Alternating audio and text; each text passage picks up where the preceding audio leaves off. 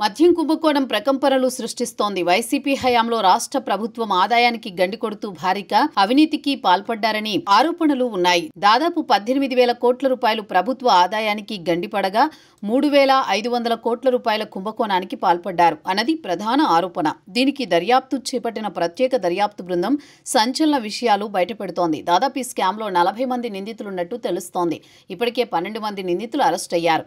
ఇటీవలే రాజంపేట ఎంపీ మిథున్ రెడ్డి, ముందుగా సూత్రధారి రాజ్ కసిరెడ్డి అరెస్టు కాగా తర్వాత వరుస అరెస్టులు కొనసాగుతున్నాయి. అప్పటి సీఎంఓ కీలక అధికారి ధనుంజయ రెడ్డి, జగన్ ఓఎస్టీ కృష్ణమోహన్ రెడ్డి, బాలాజీ గోవిందప్ప వంటి వారు అరెస్ట్ అయ్యారు. అయితే వీరి ప్రమేయం విషయంలో ఎటువంటి సమాచారం బయటకు రాకున్నా A34 నిందితులుగా ఉన్న వెంకటేష్ నాయుడుకు సంబంధించి వీడియోలు వరుసగా సోషల్ మీడియాలో వైరల్ అవుతున్నాయి.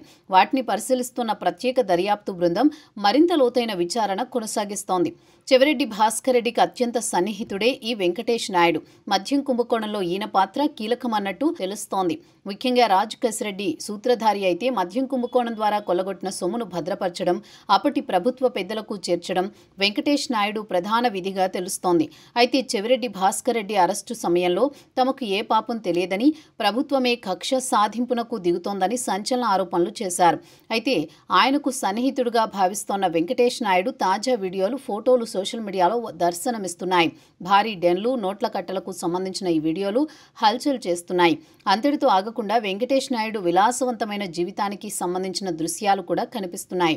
దీంతో సిట్ దర్యాప్తు మరింత లోతుగా కొనసాగే అవకాశం కనిపిస్తోంది. వెంకటేష్ నాయుడుకు సంబంధించిన వీడియో ఒకటి తొలుత వెలుగులోకి వచ్చింది. ఒక డెన్లో భారీ నోట్ల కట్టలు లెక్కిస్తూ ఆయన కనిపించారు.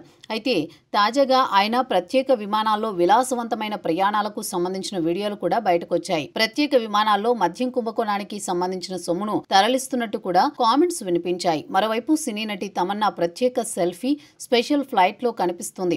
దీంతో వ్యాపారం చాలా ఉంది అంటూ కామెంట్స్ సోషల్ మీడియాలో వినిపిస్తున్నాయి. మరోవైపు బీఆర్ఎస్ నేత కవితతో సైతం వెంకటేష్ నాయుడు దిగిన ఫోటోలు సోషల్ మీడియాలో సర్క్యులేట్ అవుతున్నాయి. అయితే మద్యం కుంభకోణం ద్వారా కొల్లగొట్టిన సొమ్మును సేఫ్ జోన్లోకి తీసుకువెళ్లే బాధ్యత వెంకటేష్ నాయుడుదేనని ప్రచారం జరుగుతోంది.